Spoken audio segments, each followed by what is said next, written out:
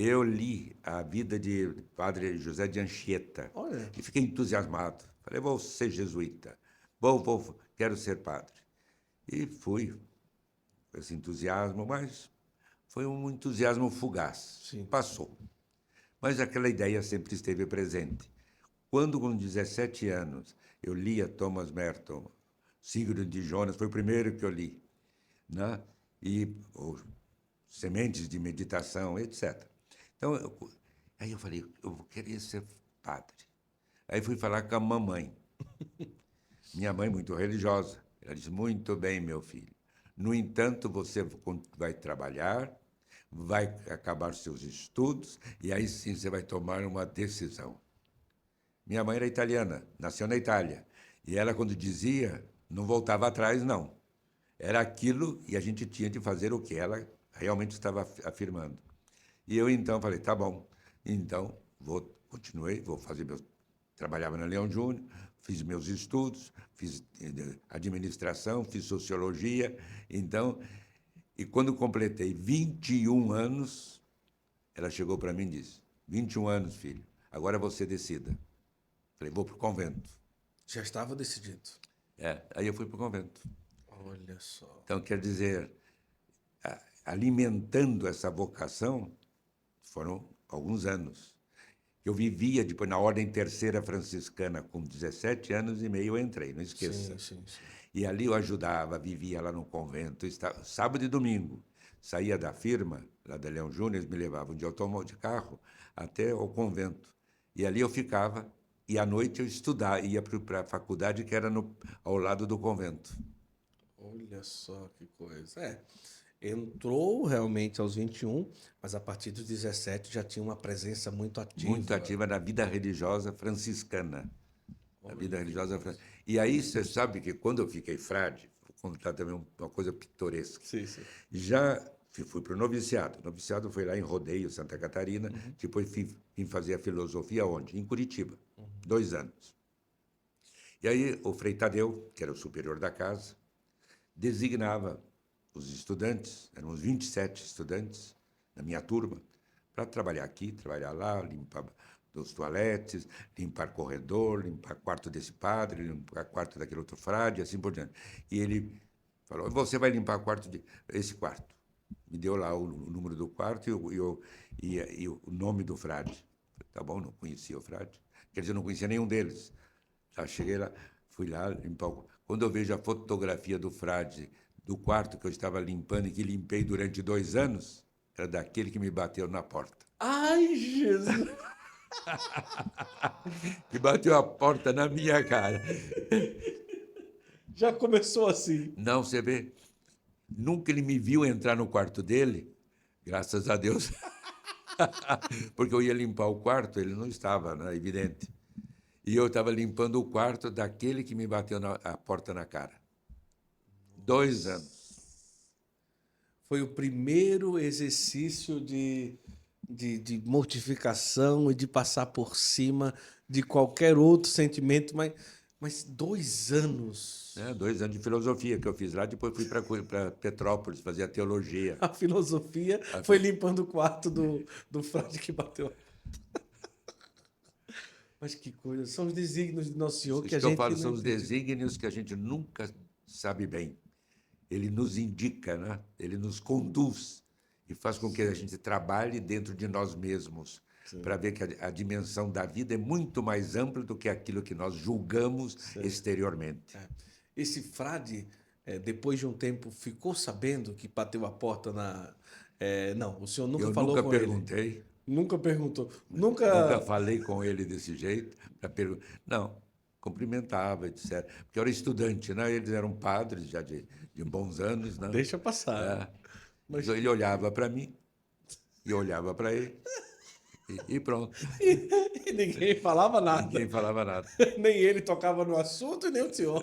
Não sei se ele se lembra, né? Porque também foi tão rápido isso, e que eu acho que ele nem conseguiu gravar bem a minha fisionomia. Ah, é Porque eu verdade. só perguntei para ele. Eu queria falar com o Frei Francisco. Ele abriu a porta e disse: ele está viajando. E pim! Mas isso aconteceu com São Francisco um dia, não é? De baterem a Exatamente. porta. Não, ele conta para o Frei Leão, Isso, a pro Frei Léo, a isso. caminho do convento, né? Era frio, chovia, etc. E Isso. ele quis ir A distraindo, perfeita alegria. perfeita alegria. E ele Isso. perguntava a Frei Leão, o que é perfeita alegria? É conhecer isso, é conhecer aquilo, a Isso. ciência. Não, não, nada disso.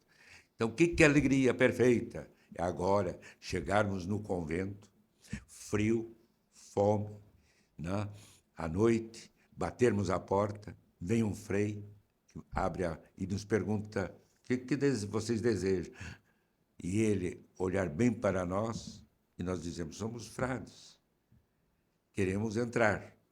E ele, que faz? Olha bem para nós, bate a porta Isso. no nosso nariz. E aí você vai para o frio, talvez nevando, lá com fome, escreva lá, Frei Leão. Isto é a alegria perfeita. É isso mesmo. Quer dizer, a alegria perfeita é colocar-se em Deus acima de todas essas circunstâncias, quaisquer que elas sejam, da vida. Verdade. Que coisa maravilhosa. Então, mais ou menos com que idade que o senhor se torna sacerdote ali no Com convento? 27 anos. 27 anos.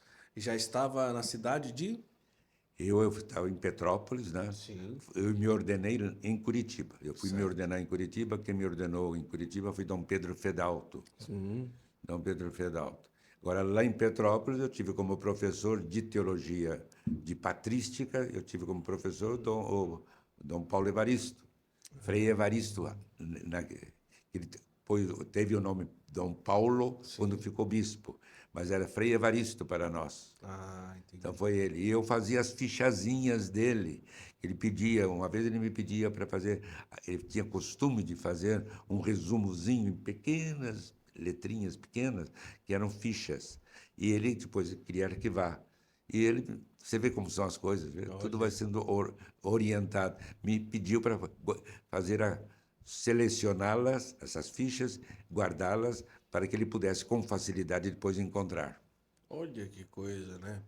Agora, o senhor chegou a estudar algum tempo fora do Brasil, não? Cheguei. Quando eu estava no metade do quarto ano de teologia, já padre, nós nos ordenávamos no final do terceiro ano, Ah, com sim. um privilégio que recebemos por causa das irmãs contemplativas. A missa não havia missa à noite, era só pela manhã. E, portanto, devíamos celebrar em todos os mosteiros pela manhã. E para podermos atender a todos os mosteiros, conventos, etc., em Petrópolis, tínhamos autorização de sermos ordenados na metade, no final do terceiro ano de teologia, no final. E ficamos um ano ainda estudando o quarto ano de teologia, já como padres. E na metade do quarto ano, aí sim, o frei, me lembro sempre, o frei de Vigílio, me chamou lá, passando que eu estava lá no corredor, e disse, ó, para que fosse lá. Ele estava no corredor de cima, cheguei e disse, olha, estou vindo do definitório, é o Conselho Superior da província, né, da província franciscana. E lá eles decidiram que você vai estudar na Europa, vai estudar teologia dogmática. Olha. Eu estudei teologia dogmática e teologia patrística. Teologia dogmática porque o Frei Boaventura, Dom Boaventura, tinha ido para a Colômbia. Eu falei, mas, Frei, eu? Não, existem outros que foram seminaristas desde 12 anos, 13 anos, que estudaram, já estão se preparando e gostariam de fazer seus estudos na Europa e sonham com isto e vão me mandar a mim. Por que isto? Eu quero trabalhar com as pessoas simples. Eu fazia isto. Eu ia num bairro simples lá de Petrópolis para ajudar. Falou, não, não, você foi designado, você tem 3 dias depois para ir para sua casa, falar com seus pais. 3 dias. 3 dias. Despedir-se, porque você vai ficar perto de 5 anos fora do Brasil. E naquele tempo não tinha essa coisa de ficar retornando É o que eu ia como falar. hoje. É, todas Hoje, as férias vem aqui rapidinho e vai. nada disso. Era ficar lá e acabou-se. Isso. Era ir, Telefone no máximo. telefone, coisa nenhuma. Era só a gente mandar um bilhetinho, cartinha, porque também os telefones não eram assim fáceis na época. Olha só. Veja bem, 1967. Cartinha, É, bilhetinho. e aí, em 68, eu estava na França, estudando o quê? Teologia dogmática e Dogmático. teologia patrística, as duas coisas. Né? Olha só. Então, assim, eu fui, e depois de lá, depois de fazer a licenciatura em Lyon, eu fui para Roma fazer o doutorado. E fui o primeiro doutor de teologia patrística lá no Instituto Agostinianum de Roma. Só. O primeiro? Primeiro, porque aí abriram o instituto lá, os agostinianos. E aí eles me disseram, não, já existe agora um instituto específico de teologia patrística, então me mandaram, pediram-me que fosse para lá. E lá fui. Nossa. Então, 2 anos e meio em Roma, tendo ficado 2 anos em Lyon, olha, França. então foi praticamente, realmente, foram praticamente 4 anos e meio 4 anos e meio para retornar ao Brasil. para retornar ao Brasil. Por lá, como que foi a experiência? O senhor já sabia o idioma? Foi aprendendo por lá? Como é que foi ali a experiência? Aprendi de certa maneira, mas como eu te disse, eu morava no convento em Lyon, mas no final de semana eu ia para um dos bairros, uma cidadezinha vizinha de Lyon, Chaponneau, onde eu ajudava o pároco e atendia as pessoas que eram de origem portuguesa. Então, fazia o trabalho também junto a eles e junto à população mais humilde. Nunca na minha vida eu exerci meu sacerdócio sem estar junto ao povo. Mesmo depois em Roma, eu fui para Guidônia, uma cidadezinha também vizinha de Roma, para ajudar os frades, e lá eu ia para a população pobre, também atendendo a eles lá. Em Lyon, em Petrópolis, quando eu cheguei, por opção, porque eu fui depois superior, sabe onde que eu fazia o meu trabalho pastoral sábado e domingo? Eu era professor, então segunda a sexta, inclusive na sexta-feira e uma parte às vezes do sábado, mas geralmente de segunda a sexta, em Petrópolis. Professor e mestre, isto é, superior dos estudantes. Sim. No sábado, Frei Antônio Mozart, que também estudamos juntos em Lyon, em Roma, na França e em Roma. Nós dois descíamos e íamos fazer o trabalho pastoral aonde? Na Baixada Fluminense. Olha só. Foi na Baixada Fluminense, em Piabetá, que eu fiz todo o meu trabalho pastoral durante todos os 13, 14 anos de minha vida em Petrópolis. Aquele gesto da avó do senhor após preparar o altar de Santo Antônio, eu penso que marcou muito a vida do senhor e forjou esse desejo profundo de servir as pessoas mais simples, né? É. Então eu ia Baixada Fluminense e é interessante porque lá eu estava ajudando o Frei Acúrcio, um frei franciscano em Piabetá. E ele morreu do coração de um momento para outro.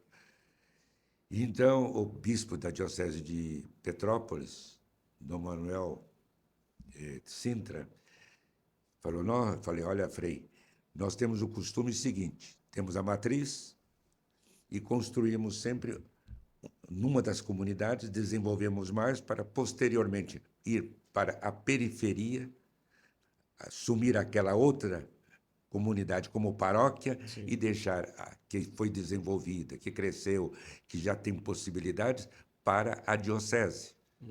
Porque eu dizia sempre, nós religiosos temos o respaldo da província, da comunidade, e por isso vamos cada vez mais para a periferia, sempre mais para a periferia. E deixamos Aqui tem a possibilidade de sustento paróquia ali matriz para a diocese. para a diocese e para o padre secular, que tem menos possibilidades. E eu falei para ele, falei para o Dom Manuel, pois é, Dom Manuel, então vou ficar aqui na São Sebastião, que construímos, etc. Ele foi lá inaugurar. E o senhor tem lá a matriz. Ele disse, tá bom. Mas ele disse, muito bem, porém, vamos ver isso mais de perto. Falei, o senhor pode ficar? Não, o senhor vai ficar como pároco lá em Piabetá, lá nessa Nossa Senhora Aparecida. E, ao mesmo tempo, construindo a outra, a São Sebastião. E assim foi. Olha só. Fiquei assim como pároco, Uhum. de final de semana. Falei, mas eu só venho aqui no final. Não, não há problema. Aí colocou outro padre para ajudar? Não, tinha o Frei Antônio. Ah, O Frei Antônio Moser e eu trabalhávamos lá. sim. Por quanto tempo que realmente o senhor foi superior falou há Nove pouco? anos. 9 anos anos. do superior como mestre dos clérigos. Mas como professor eu fui 13, 14 anos. Ah, tá. Mas como superior foi lá em Petrópolis também? Petrópolis. Em Petrópolis. Era dos estudantes, mestre dos clérigos. Ah, que Eram, maravilha. eram poucos, 90, 100 clérigos naquela época.